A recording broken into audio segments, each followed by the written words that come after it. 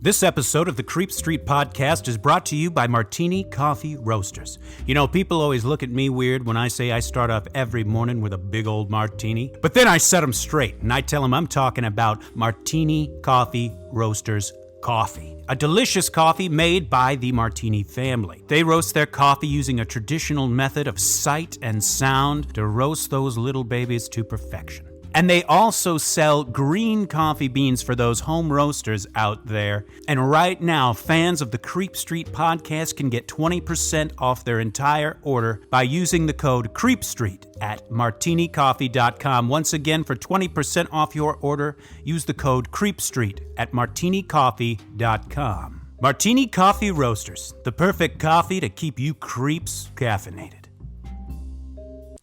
You've taken a wrong turn down Creep Street.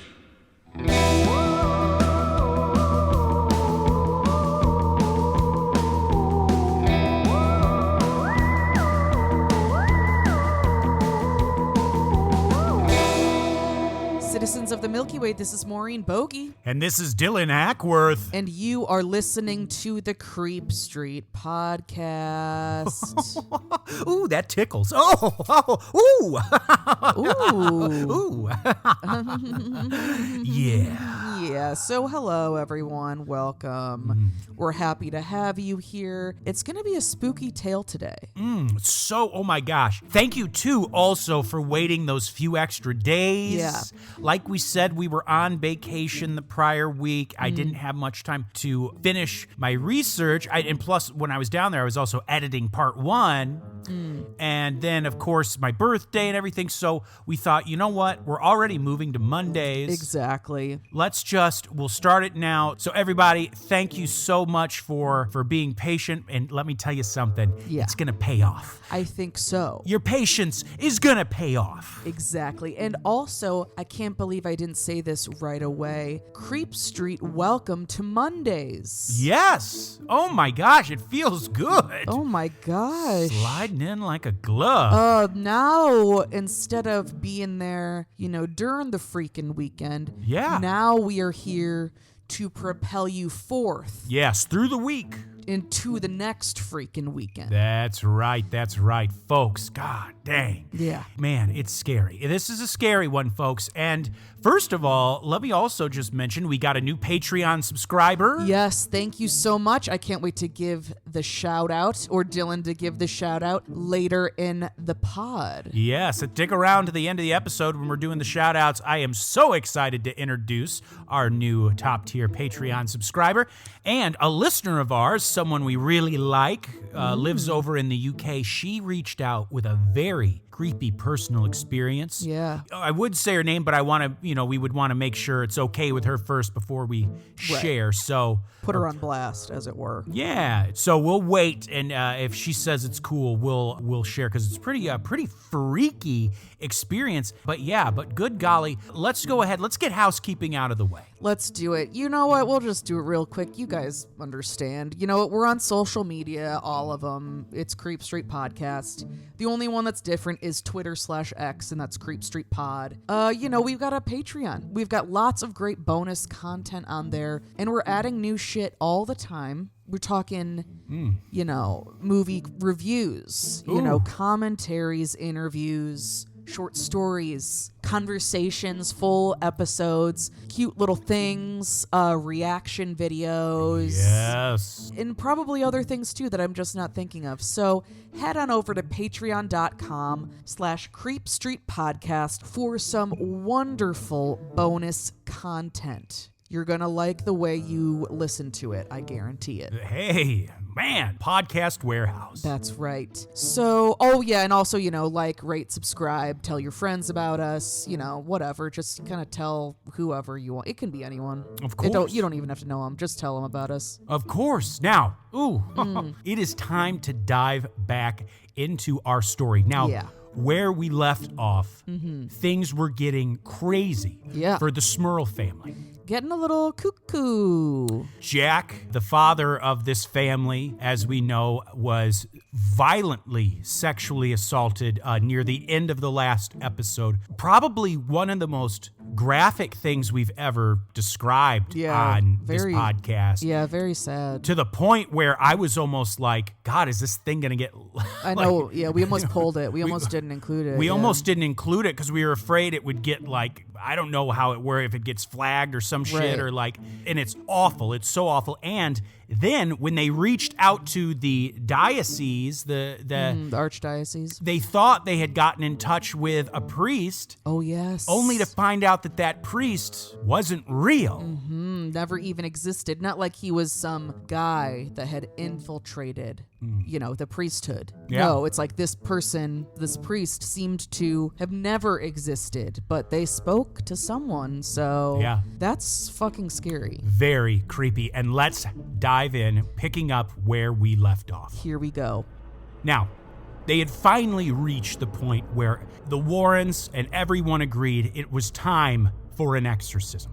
According to the Warrens, there is no more complex of a rite, nor one more difficult to perform than the rite of exorcism. There are many things, according to the Warrens, that need to essentially line up perfectly for it to actually work. It's like a fucking eclipse or something, you know? Yeah. Oh, yeah. The priest that the Warrens would call on to perform this exorcism for the Smurls was a Father Robert F. McKenna from Monroe, Connecticut. He was what many would consider a traditional Catholic in that he performed Mass in original Latin. Good God. He's one of those, what do they call it, Vatican I? Is that what it is? Or pre-Vatican II? Or, yeah, one of those. I have to rely on my Catholic wife over here. Oh, yeah. And I know it all. I'm very well-read about it, and I remember every single thing.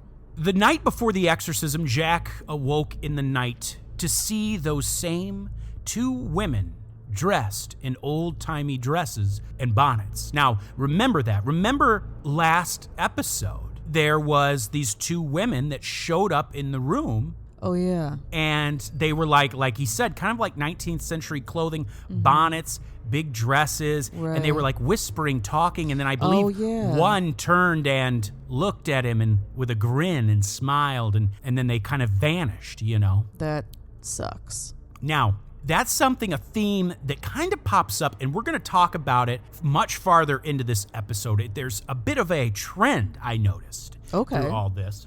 But anyway, Jack is, like I said, he's awakened in the night to see these two spectral women in the room, whispering to one another. And just as a reminder, one looked like to be in her 20s, the other one maybe like 40, something like that. Only this time, though, there was a third entity with them. A man with blonde hair who looked to be about middle-aged. Jack sat up in bed and attempted to yell at them to get them out of there, but in that moment, he was paralyzed again. Remember from part 1, that was a common theme, this sort of psychic paralysis or psychic sleep. Yeah, that's very scary. The group seemed to be laughing at him and almost like they were talking about him. Words he could not hear or quite understand. It just kind of sounded like gibberish or people whispering just enough that he couldn't hear. But the blonde man leaned forward, though, and wagged a finger at Jack. And Jack was able to hear very clearly what he then said. He said, "You'll pay for this." The entities remained for another 5 minutes, seeming to laugh and whisper about Jack. Then the man's face became rageful, filled with anger and hatred, and he looked at Jack again and said, "As I said, you'll pay for this." Suddenly, all three entities vanished from sight. Yeah, that is very, very horrifying. Do not get me wrong. However, at the same time, I think that is every girl's experience with middle school. Well, he's just got the middle school experience. Yeah, Jack. These are a bunch of mean girls, for Christ's sake. Yes. Jack is, I mean, the whole family is, but Jack and Janet especially are punching bags throughout this whole ordeal. Yeah. After a few minutes, the feeling returned to Jack's body and he could move once again. So the next day, Ed and Lorraine Warren are headed to the Smurl family home, and they have a team with them. Ed and Lorraine Warren drove separately, but as they got close to the New York state line, Ed began to fall ill. Suddenly, he had cramps and a fever, and his vision grew blurry. It got so bad he had to pull the van over to the side of the road. And whether this was related to the entities at the Smurl place or it was just a coincidence that Ed fell sick, Lorraine knew that the best place for her man was back home in bed. So she took the wheel and drove them back home. But meanwhile, as the Smurls prepared for Father McKenna's visit, Janet was surprised to find the house filled with the sweet smell of roses. Not the typical fetid, nasty smell. Yeah. But the smell of roses. That is usually, if I'm correct, once again, Catholic vibes over here. I'm basically a nun. I'm pretty sure roses and the smell of roses is actually connected to the Virgin Mary. Yes, absolutely, and it will pop up a few times. I think it did in part 1. Yeah. Now, we have to keep in mind, are these forces also able to imitate that? Right, to give a false sense of security. Remember, didn't Annalise Michel... Yeah, that's what I was thinking of too, yeah. At first, she had this feeling of euphoria. Remember that? And the smell. Right. And then the people walked in and her fingers looked weird and long, and it was a weird sort of dichotomy of what she was seeing and what others were seeing. Right. And then wasn't it like not long after she thought that she saw the Virgin Mary, it like either it turned into or later she saw like I can't remember the German word for it, but it's like basically just like an extremely frightening face. Yes, something like that. Yes, something weird happened. We'll have to go back and revisit that one. I want to say Fratzen, but that probably means something else or just nothing. Or is just, yeah. But that's what I'm thinking in my head. The rest of the family now could smell this scent of roses as well, and they took it as a sign that God was letting them know everything would be okay. So it was about 2 p.m. when the 59-year-old Father McKenna pulled up to the duplex. Now, in his career, he had performed over 50 exorcisms, 20 of which were successful. And this man was supposed to be very good at what he did. So it paints you a picture of how difficult this can actually be. Right. The Smurls had turned their table into a sort of an altar, and Father McKenna went about introducing himself and telling the family what would be required of them during the rite. And as he did, he laid out the various tools that he would need for the ceremony, which included altar candles and cruets for water and wine, and a missal with a missal stand, and a small handbells, and even a gold chalice. Also a missile, it's not like a fucking torpedo or whatever. Right. It has like what's happening in the mass kind of book letter thing. But hey, considering what we're about to see, might as well have been a damn bomb because... Oh, God. I mean, this place is just insane. Fuck. And of course, he brought with him holy water and a crucifix and the relic of a saint. He also made it clear that he would not accept any form of financial payment, nor should they offer him anything as it could taint the ceremony. He was going to go from room to room, even to the basement and attic on both sides of the duplex to bless them. Father McKenna, with Jack and Janet behind him, went upstairs and blessed every room and then headed back downstairs to the kitchen. And that is when it began. Suddenly, from upstairs, the Smurls could hear what sounded like a small child throwing a tantrum. But it was certainly a child too young to be one of the Smurl children. Not to mention the kids are, with the parents. Right, right.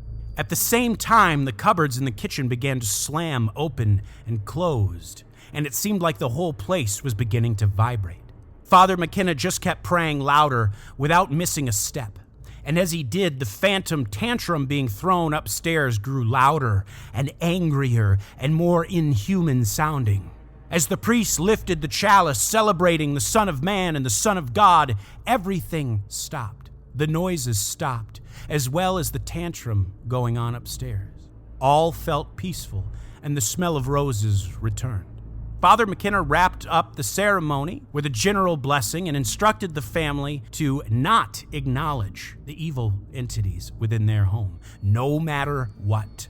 After some hot chocolate and a piece of cake, the priest bid the family farewell and was on his way. Now, here's a little note I left for myself. If you'll remember how this all started in part 1. Remember, John and Mary Smurl bought a rug. And remember this grease stain? Oh, yeah. Just showed up and they would clean it. And then a day later, it would show up again. Mm-hmm. Part of me is almost like, did it all start with the rug? Was there something cursed about the rug? Or was that stain like a portal or something? I mean, there's nothing in our story that will call back to it. Yeah. It was just a thought that came to my head, and it could be total dumb. It's not dumb. It could be total bullshit, but I brought it up just as something to think about. Yeah, it definitely was very weird. Like, it's one of those things that you hear of in these stories sometimes, and yeah, it just doesn't really seem to make any sense. Now, it actually took Ed a number of days to bounce back from his mysterious illness. You remember, Ed Warren got sick on his way there. But even while sick in bed, the family kept in daily contact with the Warrens and kept them up to date on what was going on after that first exorcism. And remember, this is going to be one of 3 exorcisms. Oh, God. Part 2 is Exorcism City, folks. Oh, God. And things were certainly eventful after that first exorcism. The entity was not happy that they had taken steps to exorcise it. Some of the things the family experienced in the days after the exorcism included Mary Smurl hearing tapping sounds and the sound of snakes hissing, as well as the intense smell of raw sewage. Oh. The family's clothing would go missing and then reappear in various parts of the duplex. Janet watched a pair of her earrings fly around for a while in the air. In fact, the family were so afraid to give the thing recognition that they would go to the garage to whisper about it when they needed to. Oh, yikes, okay. On top of that, the young Karen Smurl had gotten very ill. Within 36 hours, the poor girl had lost 7 pounds. Oh my God, that's not of this world. Yeah, they took her to the hospital, and thank God the fever eventually broke and she was going to be okay. Good. That's another thing they mention is the stress that this thing puts you under. It's natural, entity or not. If you're under a lot of stress, constant stress, you get sick more often. Oh, yeah, that's for damn sure. Yeah, it's a killer. It's the worst. But something far worse would happen while the Warrens were away and Ed was sick. One day, the 16-year-old Dawn Smurl had come home from school, and it had been a long day, and she was happy she wanted to take a shower and relax. I mean, who hasn't? So Dawn is in the bathroom, and she's getting ready to get in the shower, and she hears this tapping noise. Now, by now, the family was kind of used to that bullshit. Mm-hmm. So even though it's still freaky, it's like, fuck, okay, it's just another day in the Smurl house. Yeah. Once the temperature of the water was good, Dawn got in the shower and she let the water go over her face, and she was just kind of letting herself unwind. But that was when she felt something. Oh, fuck. The feeling of hands gripping her arms. Oh, fuck. And the way they gripped her was in a very inappropriate way. She could tell that it was in a sexual way. Oh. Keep in mind, we're talking about a 16-year-old, very dark stuff. I apologize. Tears began to stream down Dawn's face as she stood there, frozen in terror. Fortunately, though, in this case, the entity let go. Okay. As soon as it did, Dawn ran screaming out of the bathroom, wrapped herself in a towel, and ran to her parents. And it took them several minutes for them to get her to calm down enough to actually explain what had happened. But when she did, they both knew what the entity was attempting to do, or at the very least, threatening that it could do it if it wanted to. Yeah. And what that was exactly what it did to Jack. Mm-hmm. They got right on the phone with the Warrens and explained what had happened to their daughter. I mean, imagine that. It's one thing to happen to the adult. Oh, yeah. I mean, obviously, it's awful to happen to right, anyone. it's all bad, obviously. But then imagine your daughter. And the way, and imagine, it let her go. Because it's almost like it's saying, I could if I wanted. I just don't want to right now, but I might change my mind. How sinister is that? Yeah. If honestly, I know this is probably not a good idea, but honestly, demons who do that, if you can hear this, literally fuck you. You are the lowest of the fucking low. And when I die, I'm going to just haunt the shit out of you and send you back to hell. So hush. In the days after what happened to Dawn, while Ed was still sick, many more things would happen there. The entity upped the terror, not just for Jack, Janet, and the kids, but also for John and Mary Smurl next door. John Smurl experienced a drop in temperature so severe that even when covered with several blankets and quilts, he could not stop shivering. His teeth would chatter like audibly. You could hear it. Oh, God. Janet woke up one morning with deep gouge marks on her arm that were each 2 inches long, and her finger turned purple and swollen like it had been bitten. Oh, God. Mary Smurl also found mysterious, painful slashes on her arm as well. One day, Mary found her faucets turning on and off by themselves, as well as pots and pans disappearing and then reappearing all over the house. Wow. On top of that, Mary found that there was the smell in her bedroom, and it was so bad she couldn't even enter the room. Ugh. So Janet came over with the holy water and sprinkled some into the room, saying, "I command you to be gone." And as she did, they noticed the smell leave the room and go to another room. Oh. So they did the same thing in every room until the smell was finally gone. Janet had to even drive the smell from her car one day when leaving home for the grocery store. Oh, God. She pulled the car over and used the holy water to get rid of it. Then one day, while Janet was in the bathtub, this is weird. Oh, And this God. little bastard pops up a lot. An entity, the source described it as an incubus, Oh, God. began to manifest by the tub. It was about 3 feet tall and covered in a gelatinous substance. Janet, of course, got the hell out of that tub and ran before it could do anything. And this little bastard pops up, I think, at least once more. This 3 foot tall, like a little thing. That is so weird.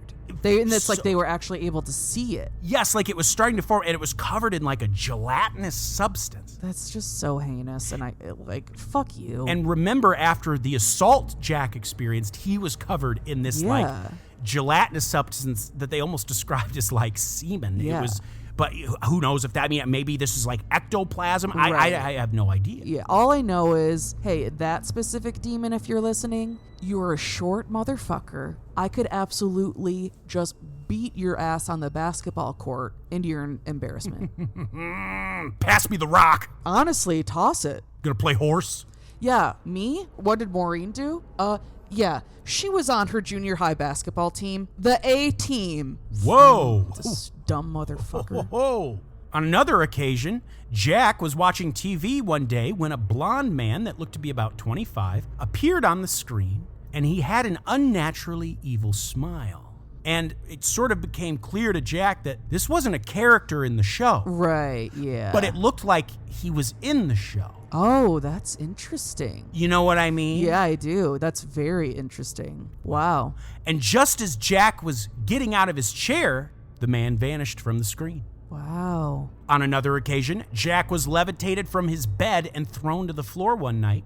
Oh, God. And then, on another occasion, Mary Smurl had also seen that black smoke entity that we saw in the first volume. Mm-hmm. She saw it again, and she just fell into literally an inconsolable depression. Oh, no. A family member visiting the Smurls was scared to death when they looked up to see an old woman with long white hair outside the window staring in at them. Yeah, maybe don't have guests stay at your home at this time. I love the Smurls, don't get me wrong, but that was a mistake. That was an L. The woman seemed to float back and forth in front of the window until it finally just turned and vanished. Even Simon the dog, as we know, was not left alone. Oh, no. The family's yard was enclosed by a chain link fence, so whenever they would go somewhere and everyone was going to be gone, they liked to keep Simon out there because they didn't want to leave him alone in the house. Oh, smart. Right, so they had a little chained-in area so he couldn't, he just was, hanging out. But at least he wasn't in the house. Oh, yeah, no, he honestly was probably like, this rocks. But they would return to find Simon inside the house. There's no dog door he could slide through. He's a German Shepherd. Yeah. There was no way unless someone let him in. I hate that so much. That makes me so furious, and I want to flip a fucking table. I know. And also, the dog in Amityville Horror, our episode, might have been a German Shepherd mix, I want to say, possibly. Also, the dog that Michael Myers kills in Halloween is a German Shepherd. Oh, a theme I didn't even notice. Also, no, this is not hate to German Shepherds. This is a call to action to support our German Shepherds. Yes. We are pro German Shepherd here at the Creep Street Podcast. We are pro any breed of pup. Any mix, any of it. We love them all. We got a Shepherd right over here. We do, a little Shepherd Collie mix.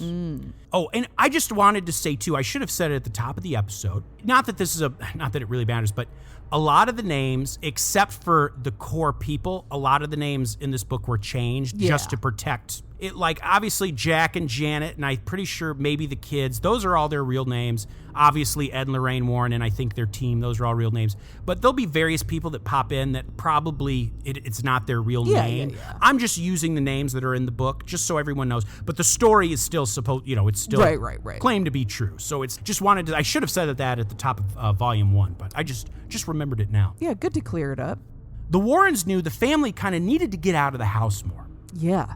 And they suggested, hey, the family likes camping. Why don't they go on another camping trip to their favorite spot? That was one of their favorite things to do. Oh, that's nice.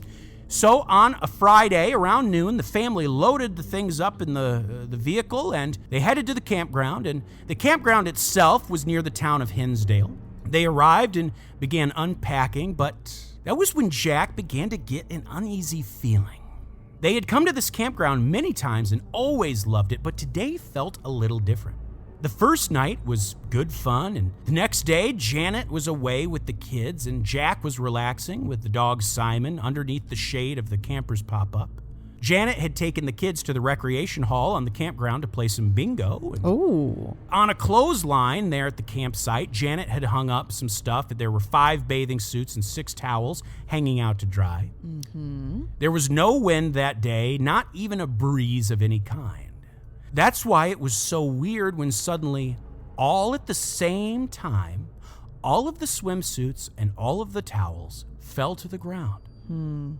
Like I said, no breeze, no wind, nothing. And all at once, just dropped to the ground. Yikes. That's 11 separate items all falling at once. Yeah, that's very weird. Now, while strange, Jack did his best to just shake it off. Once the sun had set and dark began to settle in, it was about 9:15 p.m. Jack was sitting by the fire with Simon at his side when suddenly Simon got to his feet and began to growl at something in the dark. Jack turned to look and nearly jumped out of his chair.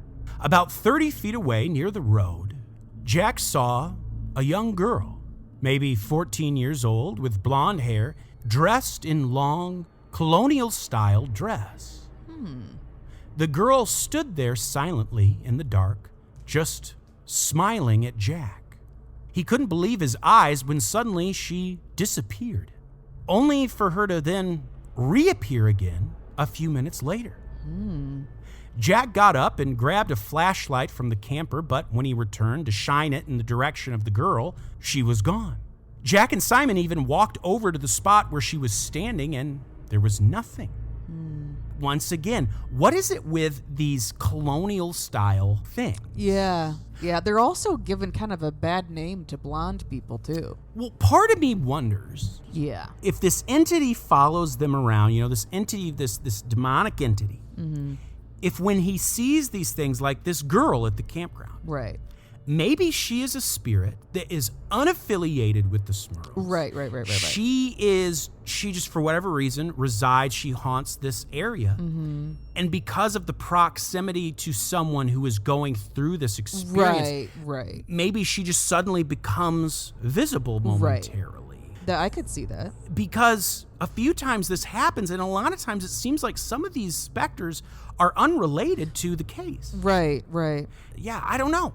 Yeah. So later that night, when everyone was back at the camper, Shannon and Karen went to bed in the camper while Jack, Janet, and the rest of the kids sat by the fire. And also with them was their nephew, Davy, who was the son of Jack's sister. They were sitting by the fire when they heard the voice of a young woman calling out for help on the other side of the lake.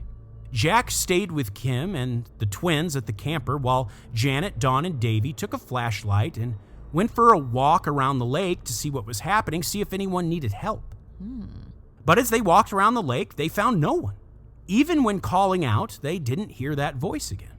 As they were walking back to the camper, though, they were passing by a small grocery store that was there at the campground. It was right by the recreation hall where they were playing bingo earlier. And they all stopped in their tracks. There by the grocery store was a 50-gallon metal trash can, but it was quickly spinning in a circle, like it was standing upright but just spinning like a top. Wow. Jack, even from where he was at the camper, could actually see the trash can spinning as well. Oh, wow. And they watched it spin for a good 20 or 30 seconds when suddenly it just stopped and fell over. Janet and Dawn and Davy were freaked out, of course, and rushed back to the camper. And it was then that Jack told them about the clothes on the line falling earlier, and of course about the ghostly girl he had seen smiling at him in the dark. The next day, the family made the drive back home, and while en route, the van started to vibrate violently to the point that Jack had to pull the vehicle over until it stopped. Yikes. One thing was clear: the entity could travel with them. Yeah. So, like I said, this girl and this help me out by the lake, it sounds like it might also be unaffiliated. Was that the ghost of the girl? Did she drown? Or was she murdered or something near this campground many, many, many years ago? Right. And it was just a peripheral thing that just they happened to bump into during their own sort of story. Kind of unrelated stuff going on, yeah. Fascinating to think about. Yeah, but it also, kind of muddies the waters a little bit there too, to kind of know what is worth looking into to try to learn about and get rid of, and what is just something that, was just a one-time thing that will never happen again. Right. Well, meanwhile, the entity was now even making Jack's work life a nightmare. A friend of Jack's named Maria Ramos, now, like I said, it might not be the real name, they might have changed it for the story, but we'll go with Maria. She was actually interviewed during the case, and she described weird things that were going on at work there. Now, she had always known Jack as, not one to quickly believe in such things as the supernatural or hauntings or things like that, but when he would confide in her how terrified he and the family was, she could see in his eyes he was being very serious. He was being very honest. Yeah. One day at work, their phone started making this weird noise. Not the usual ring, but something that sounded more like an alarm. It almost sounded like a fire alarm, these very long and loud siren-like noises to the point they had to cover their ears. They even brought in folks from the phone company to repair it, but they couldn't figure out what was wrong with the thing. This went on for months until one day, when the phone started doing the weird alarm thing, the nasty smell showed up as well. Then one day, Jack came in holding a radio that they had there in the office, and he asked Maria if she could hear tapping noises coming from inside the radio. And I don't mean like from a broadcast, but like someone tapping on the radio. Yeah. She held it up to her ear, and sure enough, she could hear it. She made a point to pray for Jack and his family at church from then on out. Wow. Oh, well, that's nice. Well, moving forward, it was a gray, cloudy day in July when Jack was at work, and Dawn and Kim had gone to play softball, and Janet was at home, and she was starting to get a headache. She laid down on the couch to take a nap, and she had only been asleep about 20 minutes when she was awakened by the feeling of fingertips on her body. She felt the touch moving up her thigh in a sexual manner. These demons, or whatever the fuck, they're so fucking awful and just, like, embarrassing. Like, what do you mean that's how you spend your time? You're actually embarrassing. I agreed. She felt the touch move to her stomach and then other parts of her body. Quickly, she opened her eyes and lifted her head up, only for the touch to stop right as she did. Yeah, you fucking coward. After a moment, she laid her head back down and closed her eyes again, as the headache was still pretty bad. She had almost fallen back to sleep when she felt the touch again moving down her stomach. She opened her eyes and she went to sit up when suddenly she felt these invisible hands clasp her throat tightly. Blood rushed to her face and she fought back, trying to breathe. She tried to yell for help, but she was the only one in the house. The closest person would have been Mary Smurl on the other side of the duplex, but there was no way Mary was going to hear her almost silent attempts to scream because her throat was being squeezed. Yeah. Janet was then violently thrown off the couch to the floor, and the hands on her throat did not let up. Blackness was starting to set in, and Janet felt like this may actually be the moment that she was going to die. Wow. But in her terror, she thought of what Ed Warren had told her about imagining herself surrounded with the protective white light, the light of Jesus Christ's love. She imagined Jesus in her mind, and Simon had even come into the room hearing the struggle and was baring his teeth, growling at whatever invisible force was attacking Janet. Yeah, good boy. He leapt through the air to pounce on whatever it was that Janet couldn't see, but he could. But it had no effect. It's just like he jumped right through whatever it was. Right. All he could do was stand by Janet. Poor boy was just frightened. He's just helping out. He's tough. The image of Christ that Janet had in her mind was now growing more and more vivid. Christ reaching out his hand while wearing flowing robes and emanating a pearl-colored light. As she stood with Christ in her mind, she felt herself in his light, and as she did, the effect of the entity began to weaken. "Jesus, please protect me," she cried out, now able to scream. "Jesus, please protect me," she screamed, and as she did, the demon's grip loosened. Reaching out, she was able to grab the bottle of holy water nearby, and she sprinkled it in the air, and as she did, she became one with Christ in the image in her mind, sprinkling the holy water, and the entity let go completely. While relieved to have been saved, Janet sat on the couch and sobbed. Yeah. She knew it was Christ alone who had saved her in that moment. That night, when she told Jack what had happened, the family collectively thanked God for sparing her life. It was time to call the Warrens again, and it was time for a second exorcism. So Father McKenna was called in again to perform a second exorcism for the Smurl family. It was around noon when he arrived at the duplex where the family was ready to greet him. They filled him in on everything that had happened since the first exorcism, and it was clear that the entity's hold on the place had gotten stronger. The rite actually took less time the second time around, as Father McKenna did not say Mass before. He went through every room on both sides of the duplex and prayed and sprinkled holy water. And then he blessed each member of the family individually and even said a special animal blessing for Simon. It was interesting that the house was quiet this time. Unlike the first time, remember the first exorcism, there was that demonic wailing like a baby throwing a tantrum, remember that? Mm-hmm. But this time, all silent. When it was complete, the family bid Father McKenna goodbye, and as he drove back to Connecticut, Father McKenna had a sinking feeling that the exorcism he had just performed did not work. Yeah. Like, why didn't you perform Mass? I'm not sure, actually. I don't know. As someone who was raised Protestant, I am not sure. Yeah, I'm just very curious. Like, I don't know. I mean, maybe it was unnecessary, or maybe I hope he wasn't just like, you know what, we did Mass before the exorcism last time. It's fine. It's Right. like, sir, just perform the Mass. Perform a little Mass. Anyway. That night, Father McKenna phoned the Smurl family and asked how things were going, and they were in great moods. It had been quiet all day, and they were very optimistic that the priest's work had been successful. But even later that night, as Father McKenna got into bed, he had an awful feeling that it was not over. That evening, the Smurl family were feeling so good, they even went out for pizza to celebrate. Hell yeah. Maybe a little Chuck E. Cheese, I hope. I don't know. Maybe they went to the Hut. Hey, the Pizza Hut. Hey, maybe a little Caesars. Come on. Oh, we're having fun. So they came home after pizza and they got ready for bed. And as Jack was preparing for bed, he thanked God for his blessings. Once in bed, it was not long until everyone was asleep. Bang! Everyone was abruptly awakened when the violent banging in the walls returned. Jack and Janet ran to the girls' room to comfort them. After about an hour, the banging finally subsided and everyone went back to bed. Jack and Janet had no idea what else to do and decided maybe it was time to talk to Ed and Lorraine about going public. As scared as they were of that idea, perhaps it would get the attention of someone who could help. Father McKenna, too, would be up most of the night as well, praying for the family because that feeling he had was right. It was not over. Now the Warrens had with them a new member of the team. His name was Donald Bennett. He had long been a fan of the Warrens, and when he met them, he asked that they take him under his wing so that he could assist in their line of work.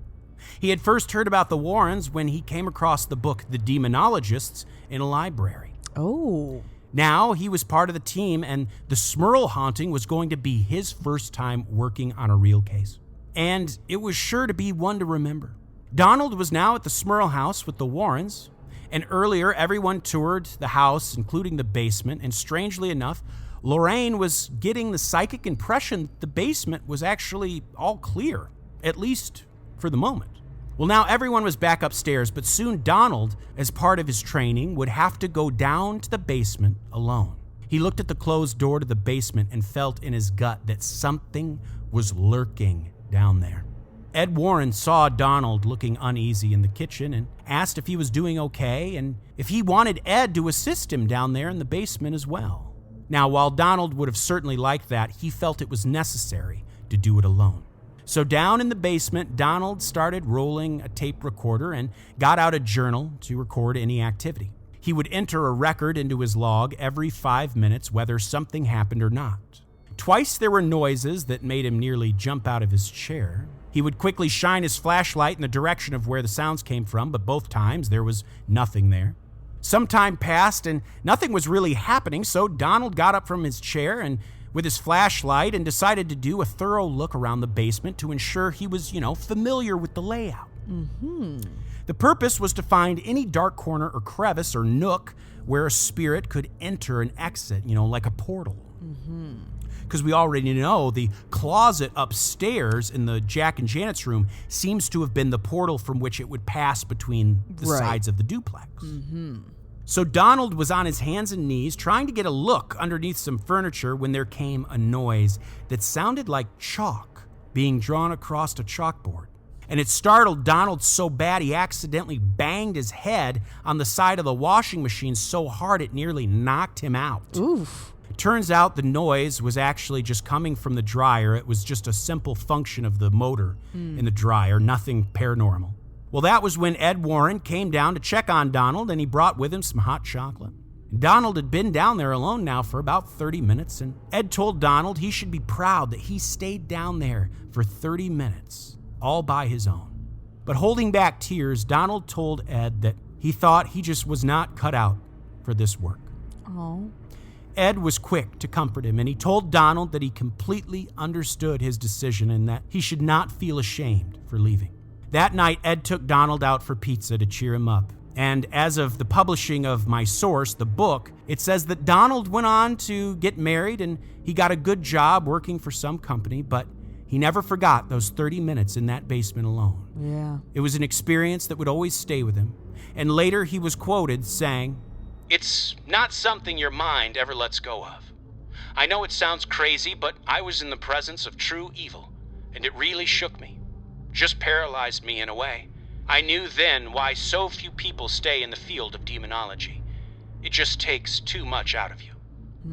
Interesting, the way they introduced Donald in the book, they actually introduced him in part 1 of the series. I could have mentioned him then, but how they did it was kind of like how he found the Warrens. It was like these little asides. I didn't think it really needed to be added. I just brought it in together here. If you want to read the source, yeah, go for it. But yeah, there's a number of things in the source that are not. Now, anything creepy that happened, I've got it in the show. Oh, of course. There's certain things, like certain people that come in and out, where it just wasn't necessary for the episode.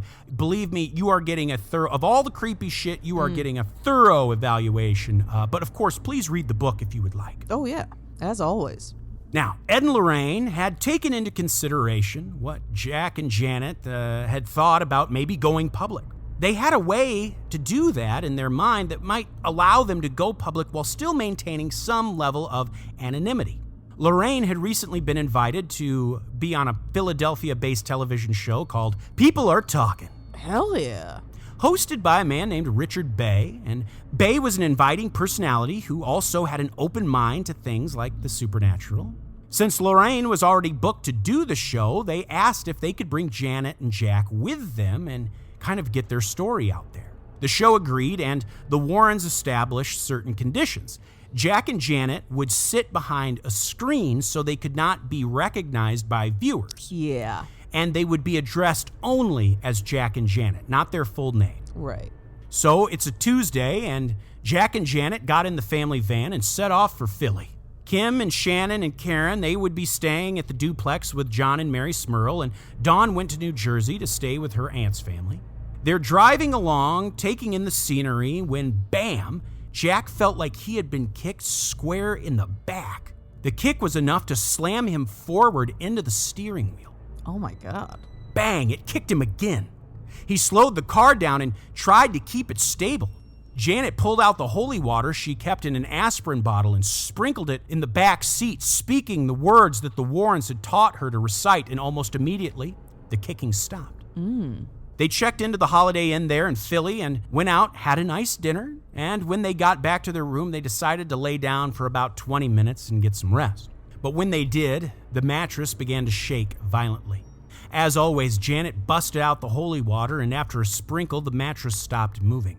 Around midnight, it started again.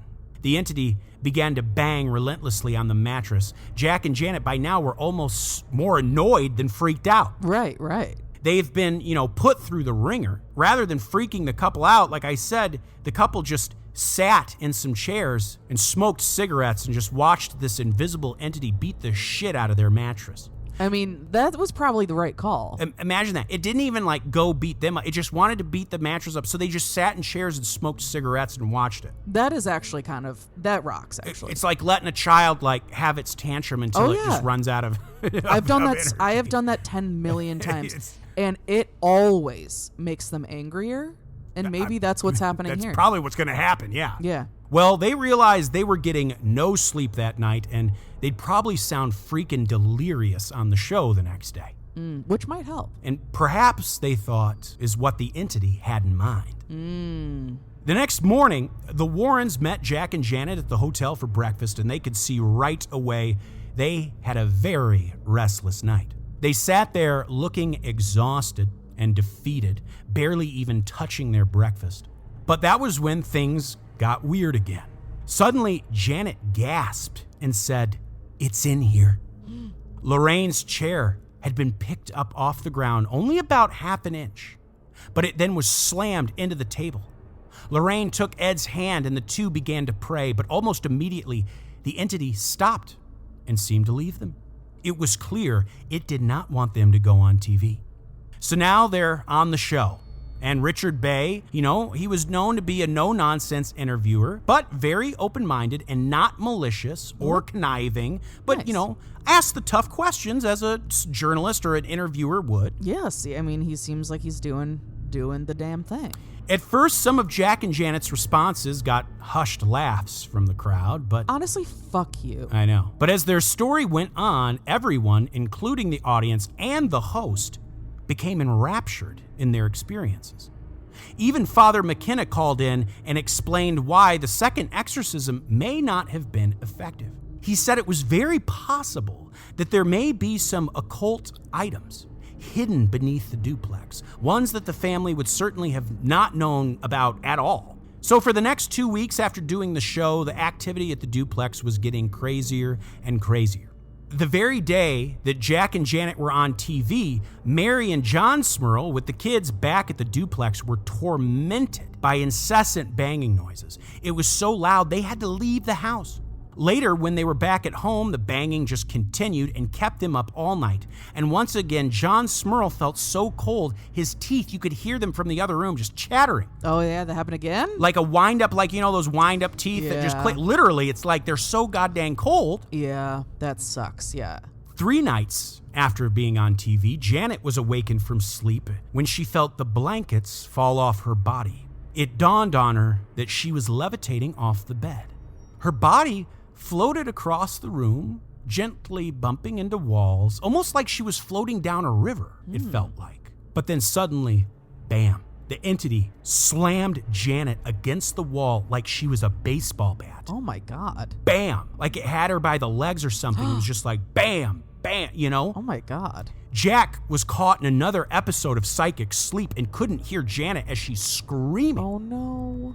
The very next thing Janet knew, she was back in bed, sobbing. That's when Jack woke up and immediately obviously comforted her, and she explained what happened. And on one hand, it seemed like a bad dream, because one moment she's being banged against the wall, Right. and the next she's suddenly in bed. Yeah. But, on the other hand, she was in pain as if she had been beaten against the wall. Right. And even had bruises to show for it. Yeah. Like, what was that? Yeah. Like, what happened there? It wasn't like it tossed her back in bed. It was like she was literally in bed. In bed, just immediately. Yeah. Which, I mean, I think these motherfuckers are capable of doing that. And maybe the intent is because it gives you a little evidence for both.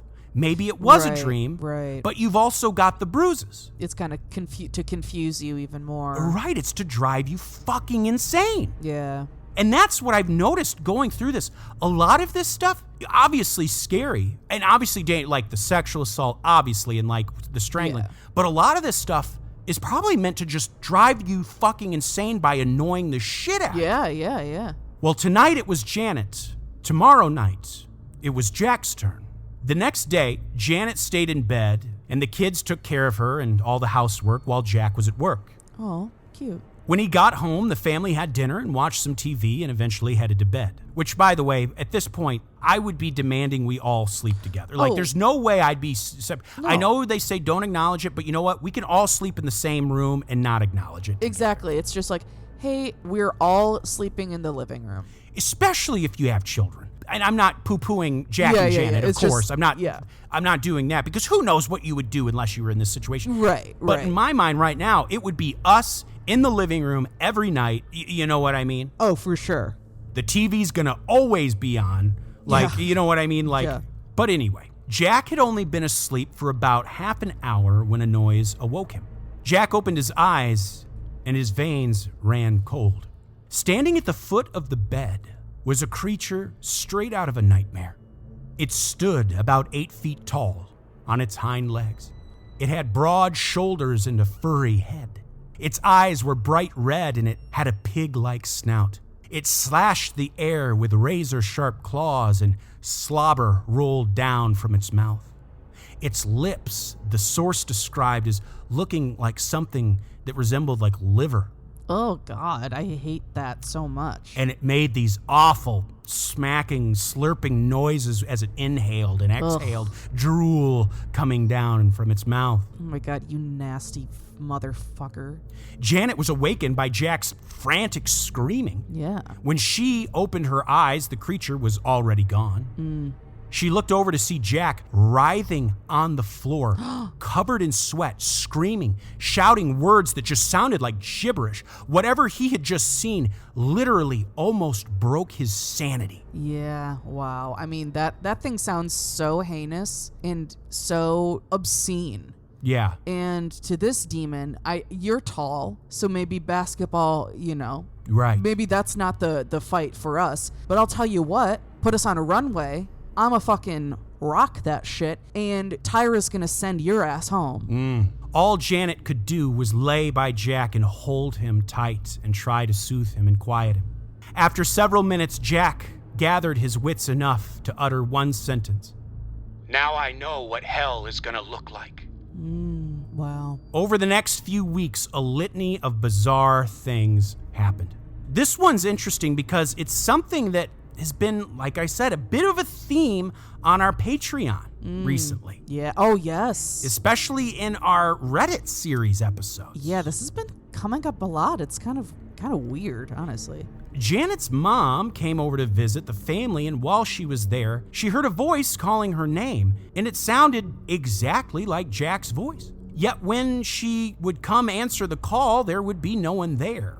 Mary Smurl experienced the same thing a few days later, the sound of Jack calling her name, but when she went to investigate, no one was there. The following day at 2 a.m., Jack was roused from sleep by a searing pain in his legs, as if someone had poured boiling water on him. Oh my God. The only thing that made the pain go away was the holy water. The family would be kept up by the phone ringing on and off all night, even when it wasn't plugged in. Yeah, that's so good, yeah. Just like the TV, remember that? Yeah, oh yeah. The next night, the banging in the walls started again, and that same night around 3 a.m., the phone started its annoying shit as well. It would always ring in threes and then stop, and once again, we know what 3 means.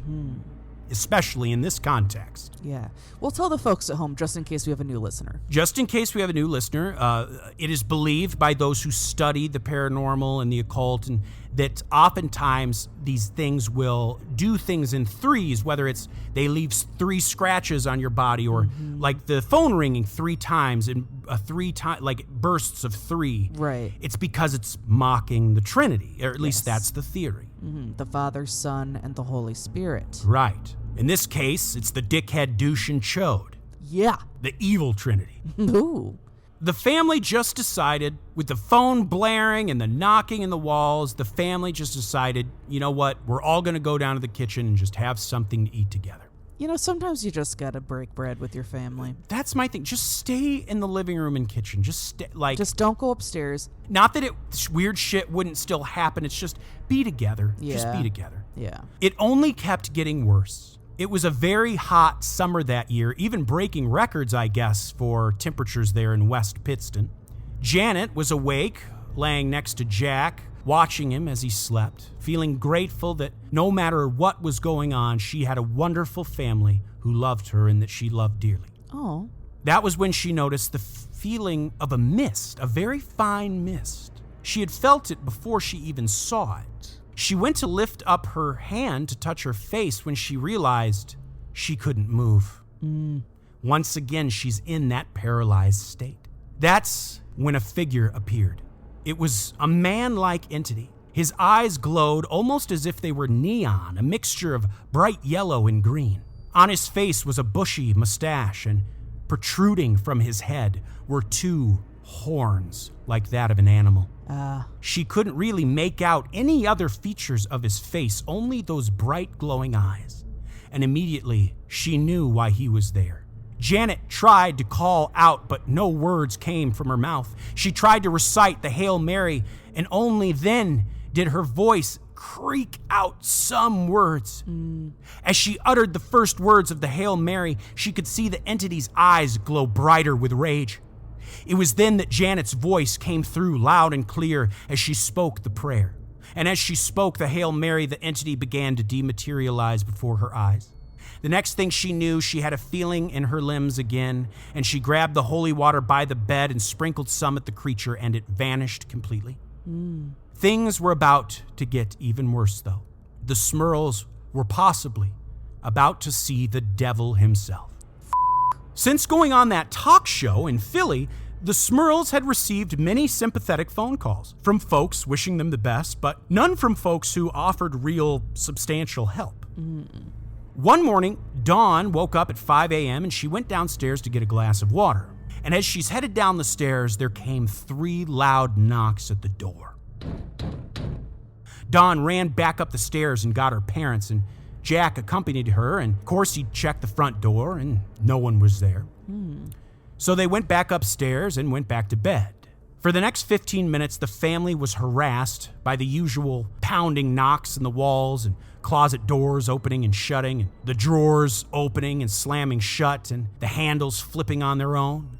Once it stopped, the family was able to go back to sleep. Everyone that was, except for Jack, who just laid there in the darkness smoking a cigarette. And this is not their fault, of course, but just a heads up for you all. If this experience ever happens to you, do not open your door. No, someone shouldn't be knocking. You shouldn't be opening. Especially if, they're knocking in threes and if, your family has been just, relentlessly harassed by demons. Also at 5 in the fucking morning. Just don't open the door. Yeah. So Jack's laying there in the dark just having a cigarette, and that's when he heard the dog Simon gasping as if he couldn't breathe. Oh no. Jack got up from bed and went to see if he was okay, and he sensed a presence in the bed with him. He couldn't see it, but he could just feel it. He could hear a loud thumping heartbeat. Suddenly he felt something grip his right arm so tightly he thought it was going to crush his arm. Oh wow. An odor swept into the room that was so strong, Jack thought he was going to pass out. Jack grabbed the holy water by the bed and sprinkled some of it as he recited the prayer that Ed and Lorraine had taught them, and fortunately, it dissipated. And when Jack got to Simon, Simon seemed to be okay. He was curled up in the corner, whimpering, but at least he seemed to be okay physically. Oh. Jack pet him and got him to calm down a little bit. So Jack went to bed for a bit, but got up again a little later to use the bathroom, and that's when he saw something unlike anything he had seen before. Here is exactly how he described it. This comes directly from an interview with the Warrens. It was huge, for one thing. It had 2 animal legs. I'd say they resembled a horse's legs. And part of its face was human, and part, the snout, I guess, was that of an animal with black, wet nostrils and brown fur over most of its skull and face. It had rounded hips that were covered with fur and eyes that kind of shone. There's no other way to describe it. They shone, but at the same time, they were human, too. It saw me and slashed at the air with hands or hooves that looked partly human and looked partly animal. It made a snorting sound that almost made me nauseous to hear. I got all this in a glimpse as soon as I turned the light on, and almost immediately the creature charged at me. The most threatening thing about it was its sheer size. The thing was at least 7 feet tall. All I could think was that a horse and a human had been grafted together in a real crude way.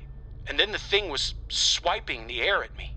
Well, Jack turned and ran back towards the bedroom, and the thing chased after him. He could hear its massive hooves thundering down the hallway behind him. Jack jumped into bed and went to grab the holy water as the creature burst into the room. Jack instead grabbed a prayer book and he held it up to the creature, which was then running across the bed. Oh, wow.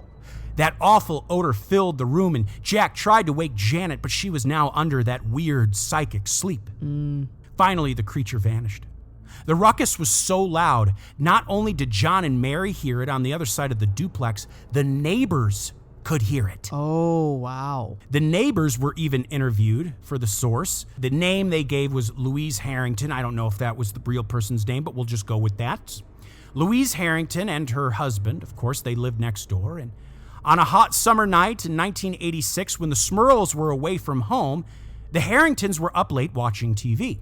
That was when they heard a piercing scream, a woman screaming. In fact, at first, they didn't think it was even real because the scream sounded too much like it was out of a movie. It sounded too, perfect, like a sound effect almost. Yeah. After about a minute, the screaming stopped, and Louise's husband looked outside to check, but there was nothing out there. After about 20 minutes, the screaming started again, so loud and awful. It might as well have been coming from their own home, but it wasn't. It was coming from the Smurls next door. They looked outside, and it seemed to be emanating from Dawn and Kim's room. As soon as the Smurls returned home, the Harringtons, of course, told them what happened, and the Smurls suggested that they recite the prayer that the Warrens had taught them and to pray that this entity would leave them alone. But it may have already begun for the Harringtons as well. Oh, no. That's the thing about this haunting, as it goes, it's almost like a virus or it just spreads. Yeah. It spreads to the surrounding areas. It's wild. It's wild. Very few things we've covered yet on Creep Street have been like this. This is one of the weirdest, most intense hauntings I think we've covered. Yes, I think so too. Very relentless in the way that it is. Yeah, the way that it's spreading that is pretty unique. I would put it up there with The House That Screamed Volumes 1 and 2, which, by the way, when it did our recap, that was our biggest episode of 2023. Yeah. Love hearing that. People really liked that one, so thanks for listening, guys. Yeah. This one, I think, is on that level. Yeah. It was just a few nights later when the Harringtons' fears were confirmed. Daniel, that was Louise Harrington's husband, Daniel and Louise Harrington had a daughter named Julie, who was attending college while living at home with them. She was a happy, smart gal who enjoyed her studies, and one night, Louise got home from working a late shift, and it usually took her a little bit to get ready for bed, because, it took her a minute to kind of unwind. Oh, yeah. So she was up watching a little TV at 2 a.m., trying to get tired, and that was when her daughter, Julie, came down to the living room, and she looked pretty freaked out. She told her mother that she had been awakened by a scratching sound at her window. She told her mother, "There's something in my room, and it's ice cold up there." Louise could tell her daughter was genuinely unsettled, and it unsettled her as well.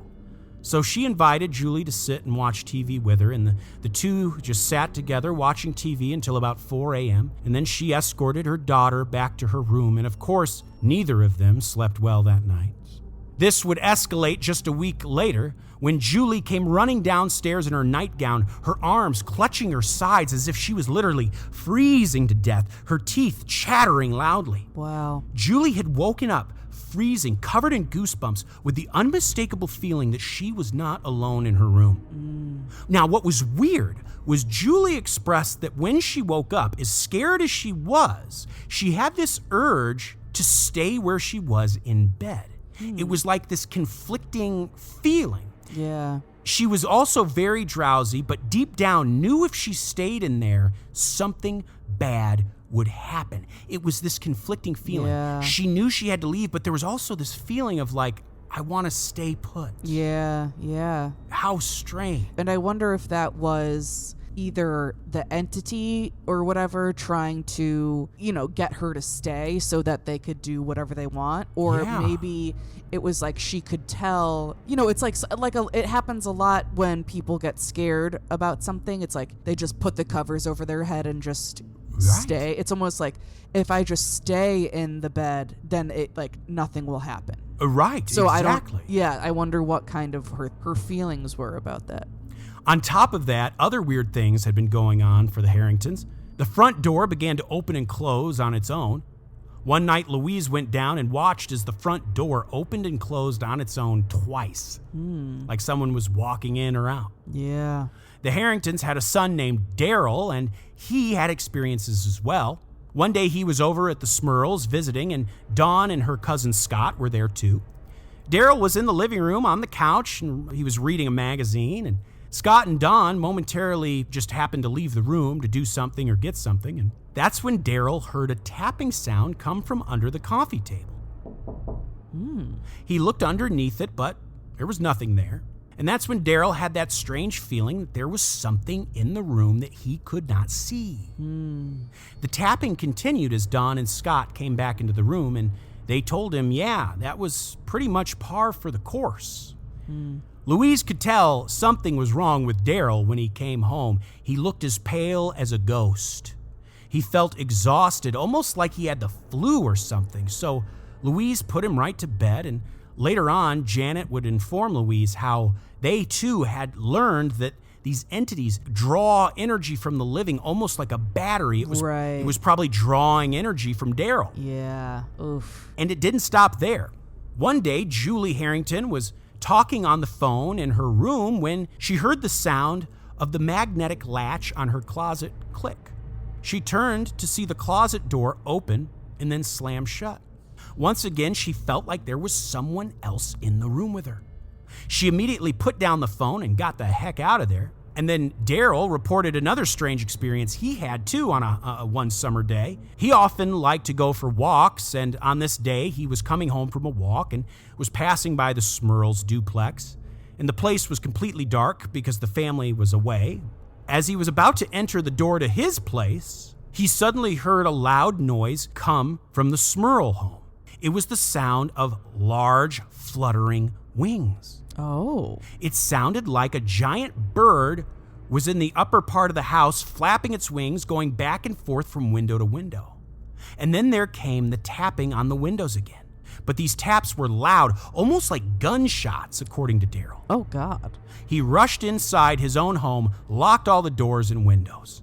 Now, the Smurls were getting desperate to find a solution to their problem.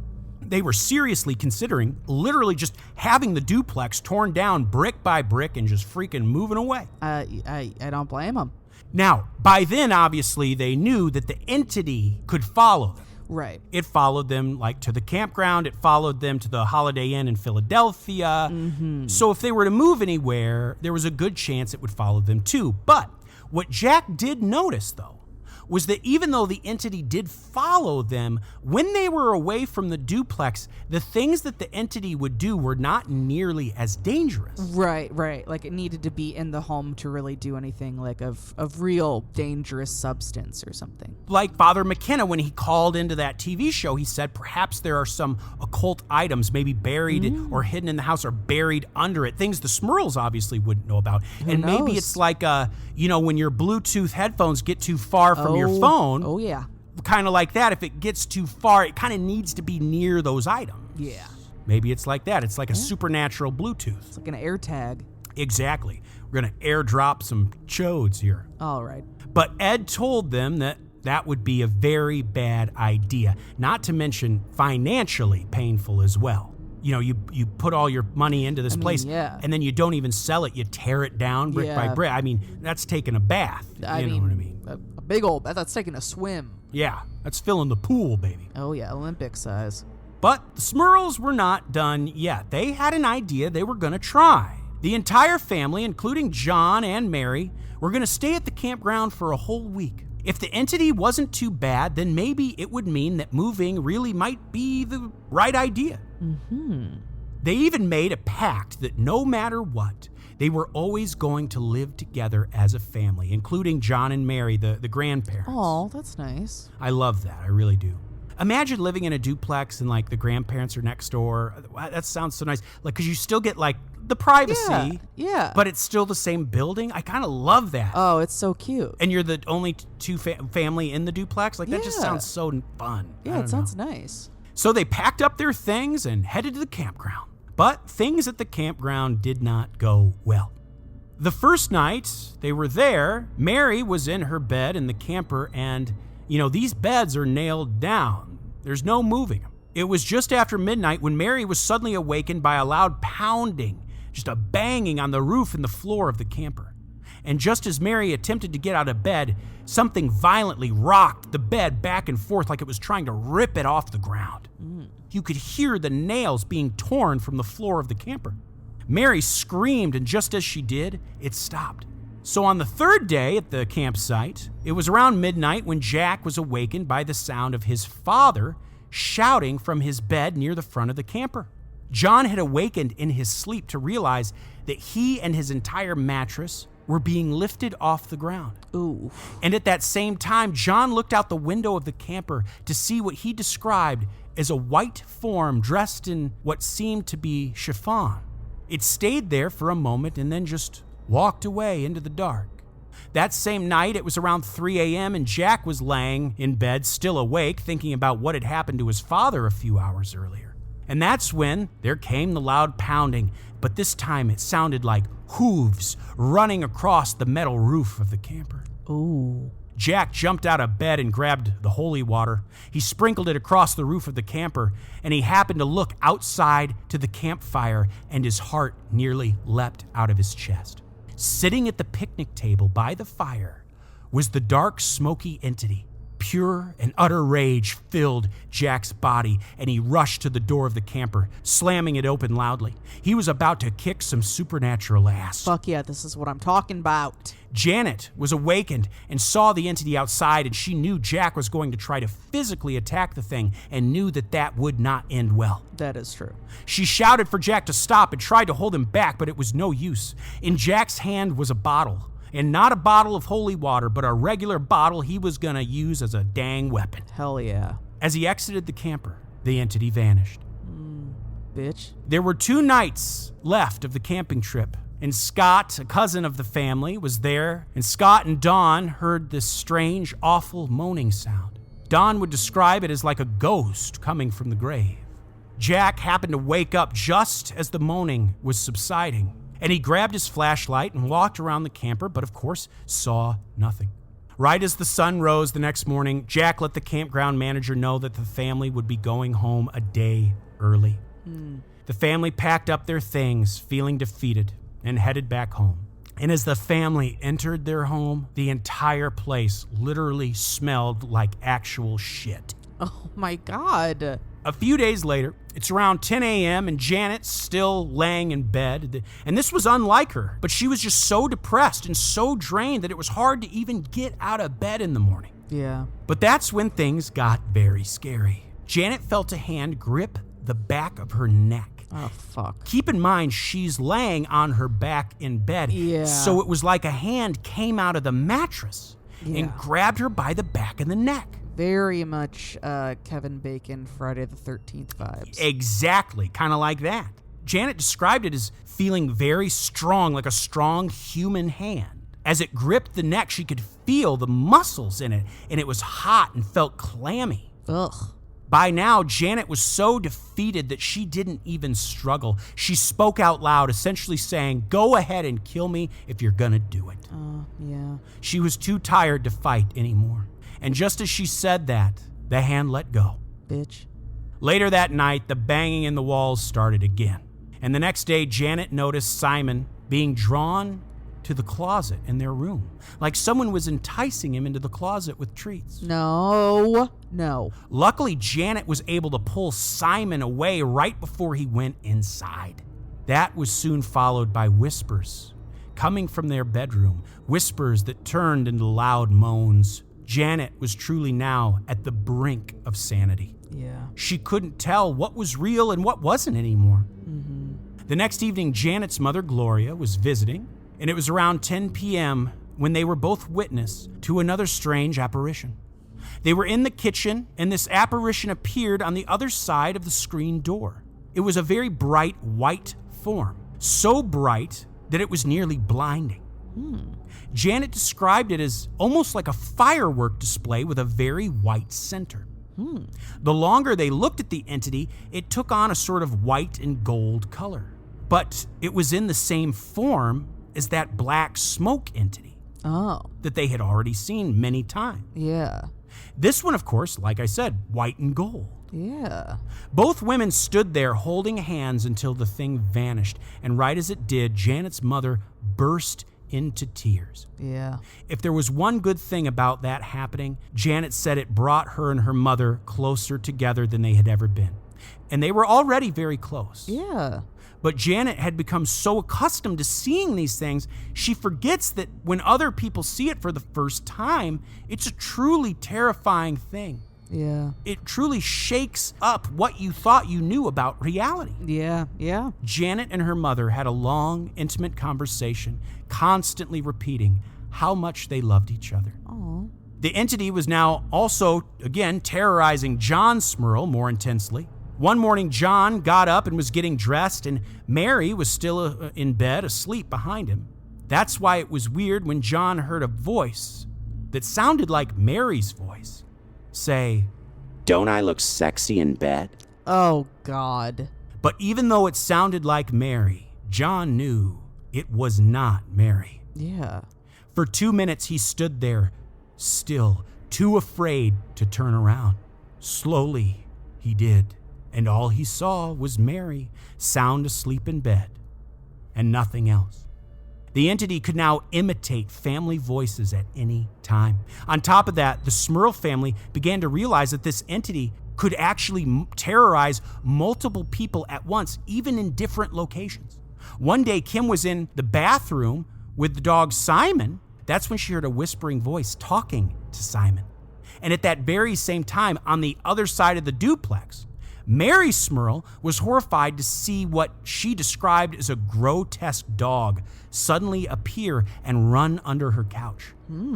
Shannon had a strange experience too.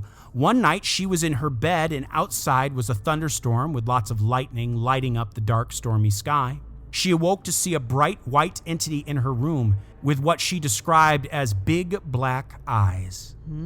It also teased Simon more later that night, when from Jack and Janet's closet, there came the sound of a cat meowing. Simon was excited, thinking he had a friend to play with. Oh, God. But when the family opened the closet door, there was nothing there. Simon was so confused. I bet. He wanted a friend. I mean, for Christ's sakes, he hears a cat. There's no cat. What are you supposed to do? Isn't that weird before when they heard something enticing him in, like going, Yeah. come on. I hate that. Like it was, come on in. And it's like he's slowly walking to the door. Like that is horrifying. It reminds me of that. like It when it gets little Georgie to put his hand in the, you know what I mean? Oh, Oh. It's also what coyotes do to dogs, too. Oh, yes, yes. Later that week on Tuesday, the TV show they had been on, People Are Talking, called the Smurls again to ask if they wanted to come back on the show. But Janet politely declined. Yeah. It was a hot August day, and Janet sat for a moment watching the children play outside. And that's when her daydreaming was interrupted by the sound of awful screaming coming from upstairs. It was Shannon. Shannon had been playing outside but had come in and went to bed when she started to not feel well. Janet raced up the stairs to Shannon's room, and Shannon was huddled in the corner, a look of sheer terror on her face. Oh, no. She said that a man had come into her room and was taking things from her toy box. What the fuck? Scarier still, Shannon told her mom that she had seen this entity as well.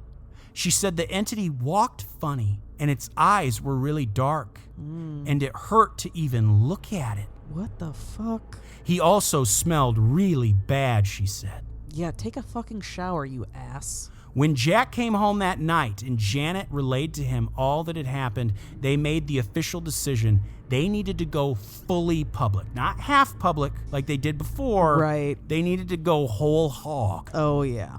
They were going to force someone to freaking help them if they had to.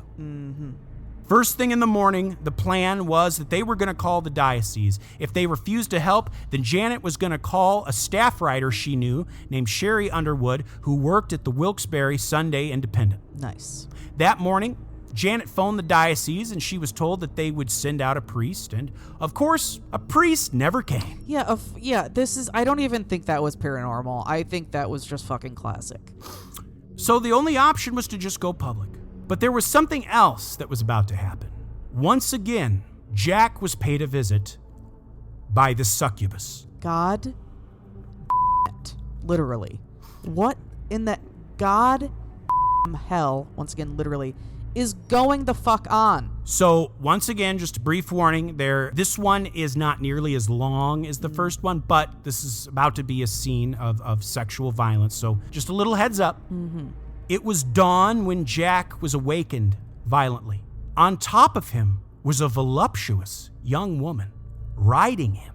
Unlike last time when the succubus was this hideous monster, this looked like a young, voluptuous woman, and the only thing about her that didn't look natural was the sinister, glowing green eyes, almost like neon green. Once again, Jack is unable to move or speak. Janet was, of course, under the influence of psychic sleep. Jack tried to pray in his mind, but the woman just kept riding him, whipping her hair around, moaning with pleasure. Drool even dripping down her chin. What the fuck? Yet despite all that, what was interesting was Jack actually felt no sensation at all. Oh, weird. All he could do was lay there until finally the entity climaxed and vanished. Gross. Leaving Jack once again covered in that gelatinous, sticky substance. That is so gross. Yeah. Jack immediately got in the shower and scrubbed his body raw. He even brushed his teeth until his gums bled.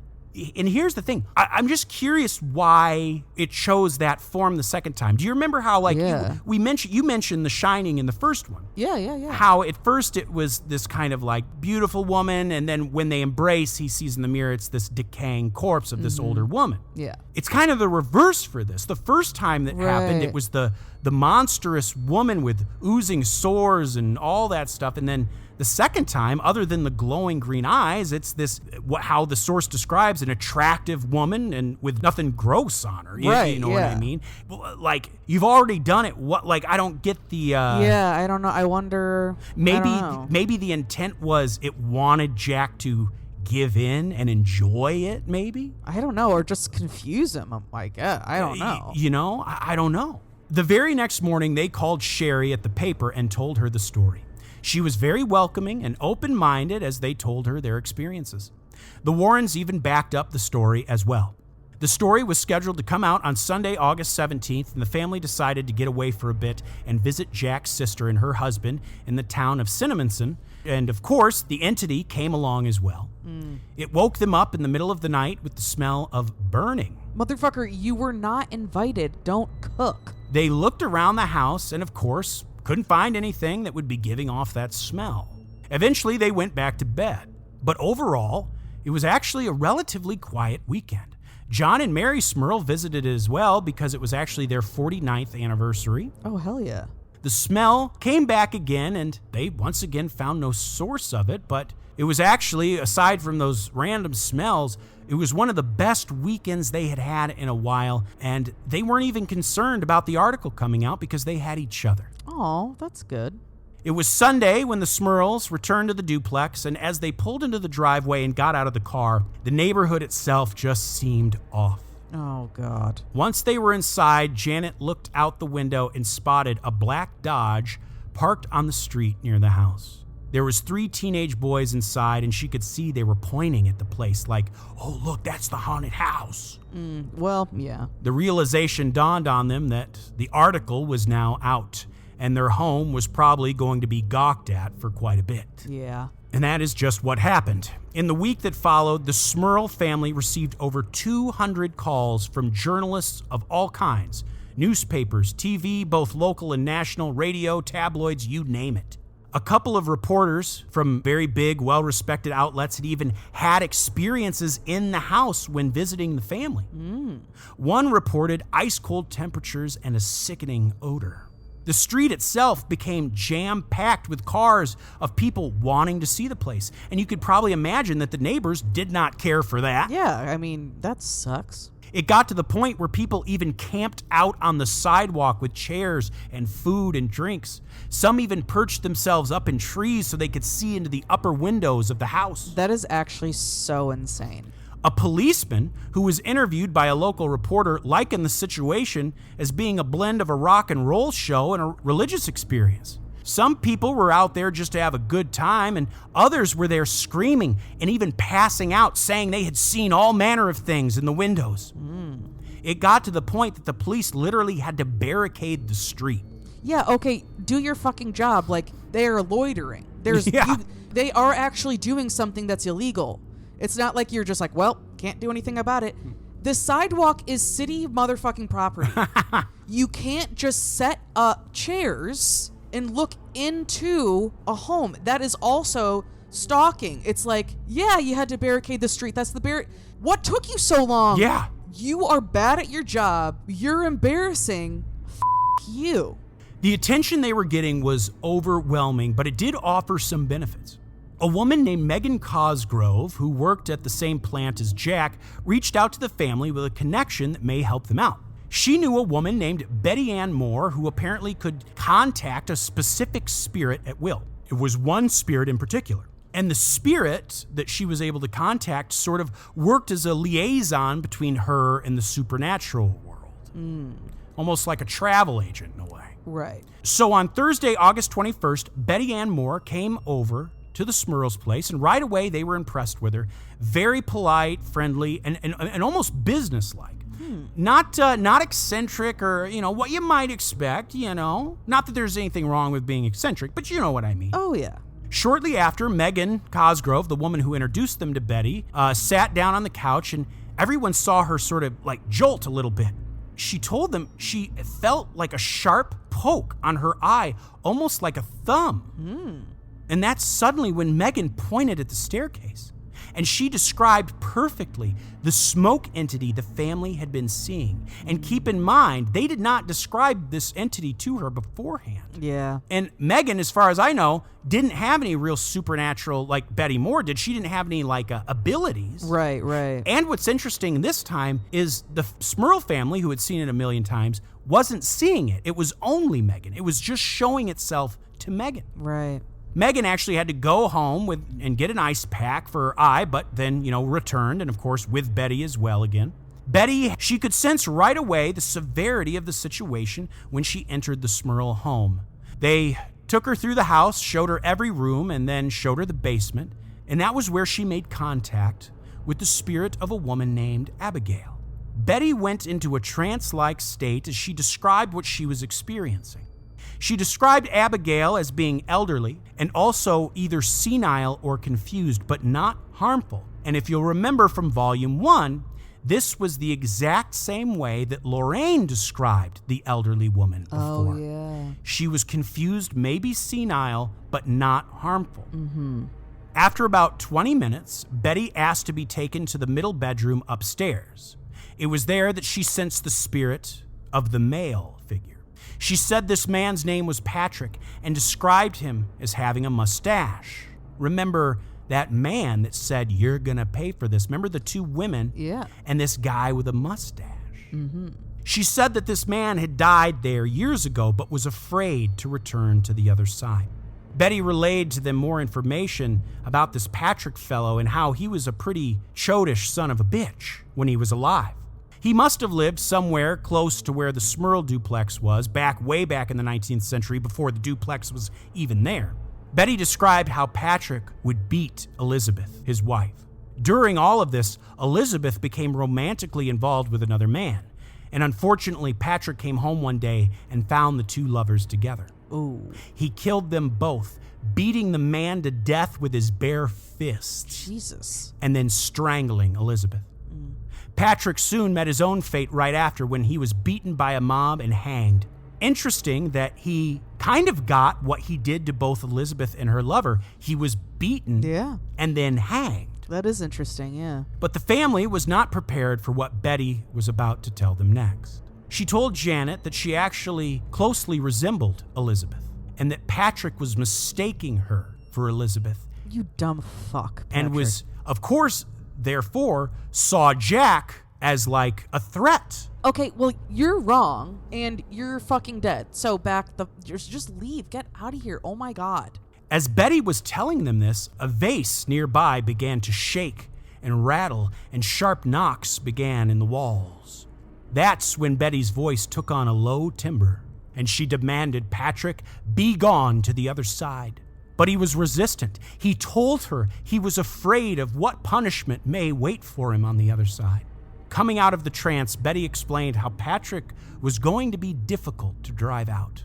Not so much because he wanted to stay there, but because he was afraid of the other side and what may wait for him. Okay, then don't kill your wife and another man. Or maybe stay here on this side and just not be a dickhead. Yeah, it's essentially don't be a dickhead and you're fucking fine. Just be a nice ghost or a quiet ghost and just stay on this side if you're afraid to cross over. Yeah, it's like, Jesus. Don't be an asshole and then get afraid when you're asked to leave, motherfucker. It's not that hard to just like go through life without these horrible consequences. And all it is don't be an asshole in life or in ghost time. Amen. Just don't do it, and literally everything is fine. So just oh God. Don't be a chode. Everyone's choding today, and I'm just not having it.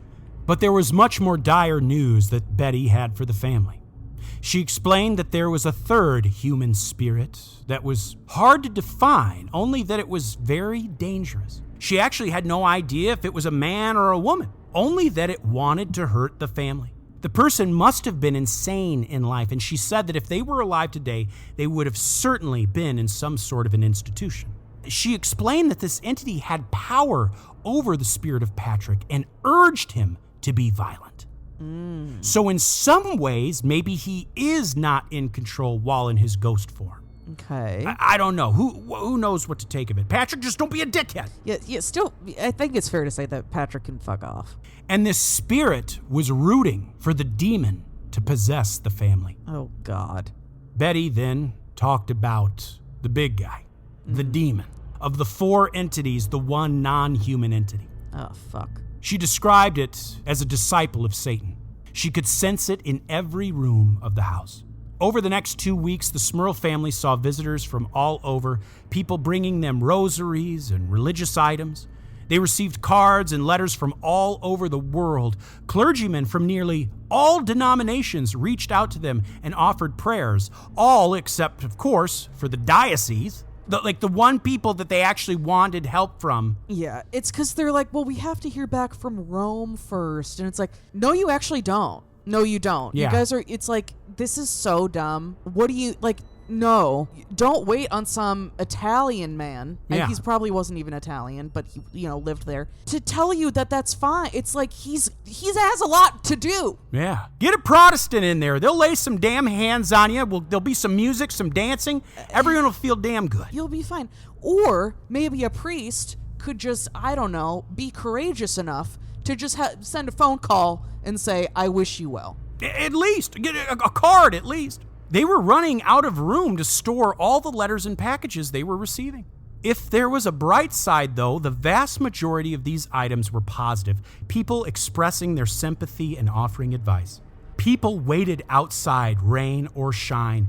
Many even wanted to just touch the family when they emerged from the house, in some cases thinking they were holy. Oh. Others, of course, thought they were in league with the devil, calling them witches and, God. whatever, evil occultist or whatever, Oh my God, just go, people like that, just honestly, go to Maggiano's. Yeah. Go somewhere, have a nice meal. Yeah. Enjoy yourself, have a glass of wine, get an appetizer, get a dessert, and you'll feel so much better, and you won't think about, I don't know, Satan as much, just in general, in my opinion. Instead of harassing people, get lasagna, and it's much better.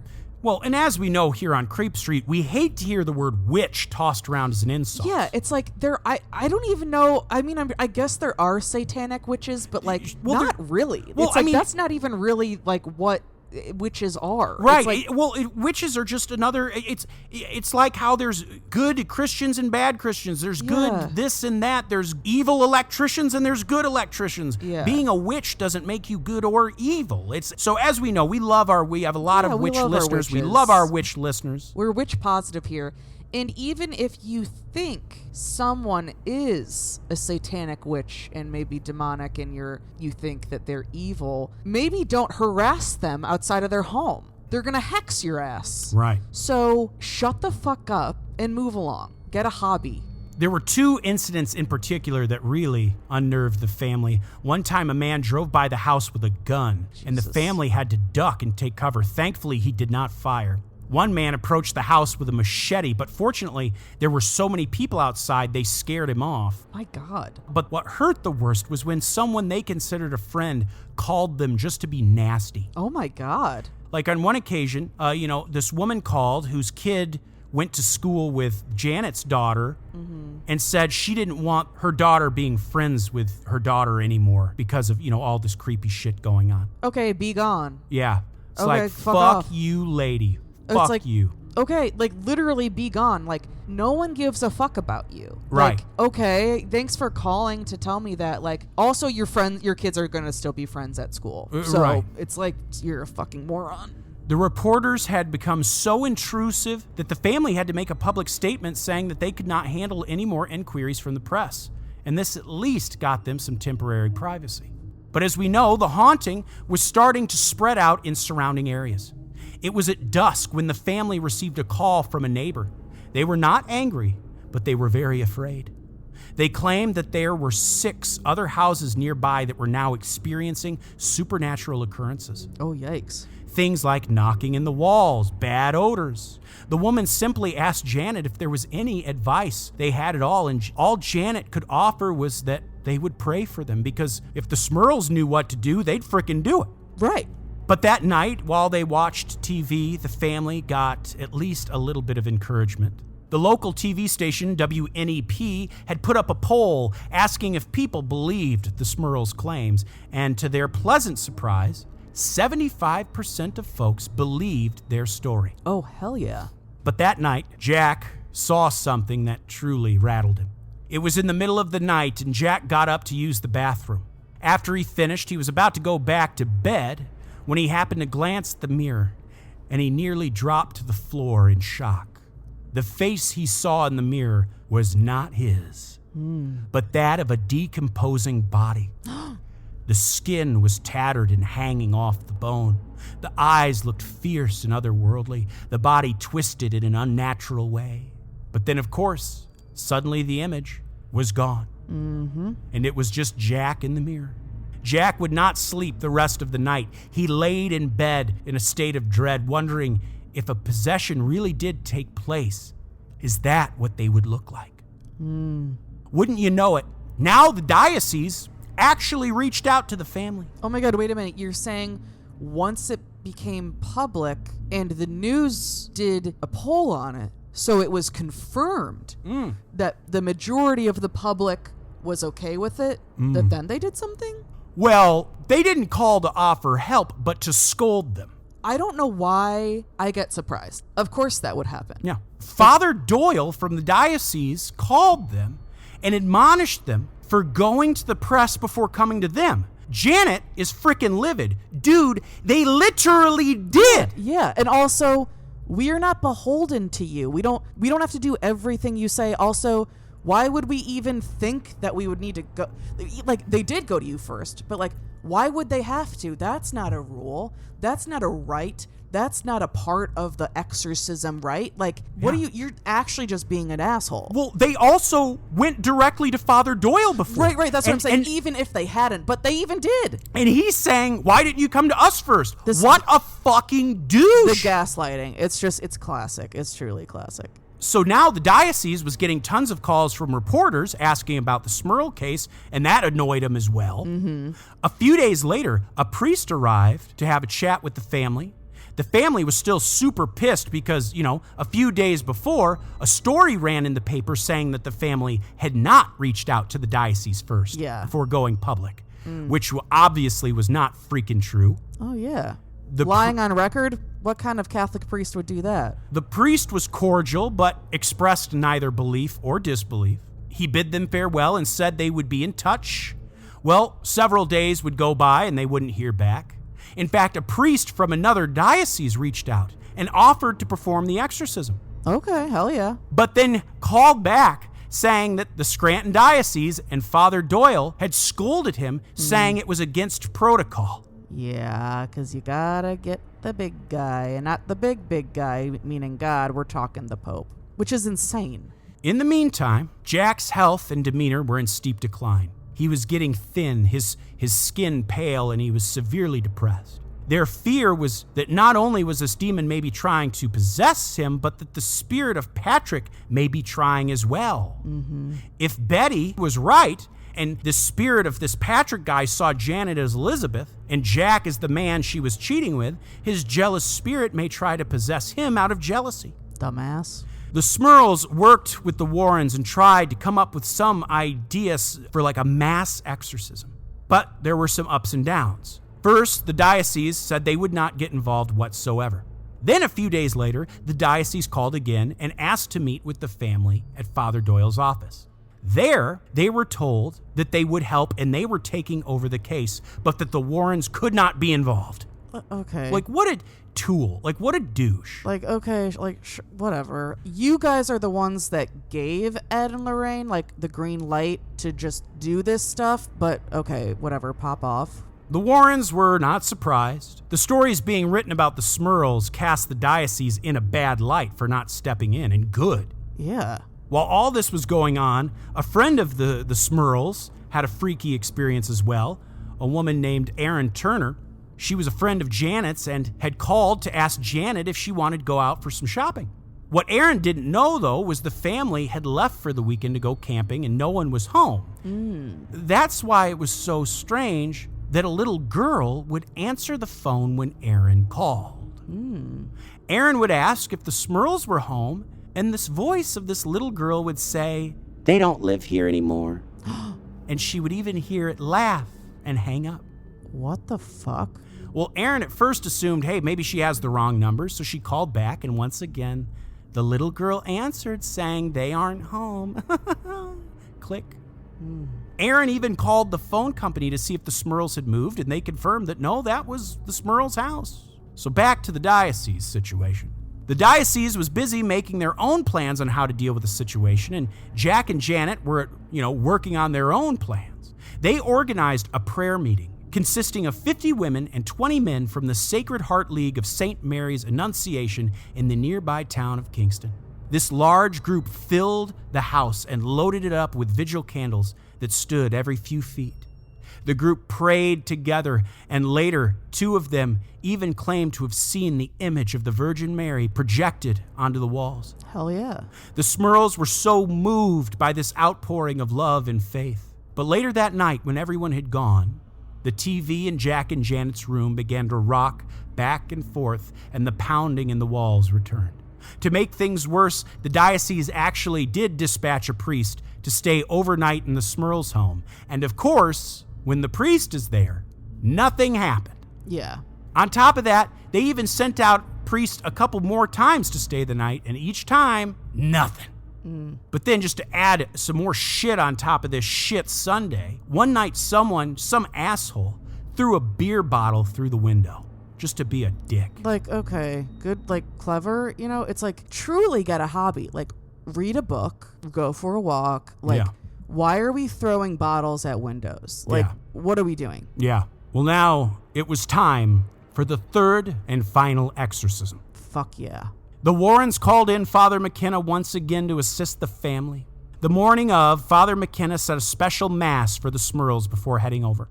Once again, he blessed every room of the house on both sides of the duplex, including the backyard this time. He finished the rite and bid them farewell. In the days and weeks to follow, the Smurls had daily visitors of friends and family. They would pray and show their support. Things began to feel better in the Smurl home. As the Warrens put it, the intent was to essentially just drown the entity with daily prayer and love. One day in September, Janet called the Warrens, thrilled that the house was once again filled with the sweet smell of roses. Oh. Weeks went by with no incident. Every few days, the smell of roses would return to fill the house. On October 28th of that year, the family even made a public statement saying that it appeared the problem was resolved. Oh, they shouldn't have done that. It was now just a few weeks until Christmas, and the house was fully decorated with beautiful decor. Jack watched a bit of Johnny Carson before heading up to bed, and he clicked off the TV and closed his eyes to say a prayer. When he opened them, he looked up, and there in the mirror, above the sofa, he saw it. It was the black, smoky entity that had its cape. But it was different this time. Jack sensed that this was the moment it would try to possess him. With his rosary in hand, Jack jumped out of the chair and went to the stairs, and the entity followed. Slowly, Jack backed up the stairs as the creature slowly followed him as well. Just as it was almost upon him, Jack held up the rosary and prayed the prayer the Warrens taught him. As he kept praying, the entity backed away until Jack saw it disappear into the wall. Jack, of course, didn't want to tell Janet and the kids. They had had months of peace. Yeah. Surely this had to be just a fluke, but that night, everything hanging on the walls, bang, knocked off all at once. Yikes. Over on John and Mary's side, the floor began to tremble like it was an earthquake.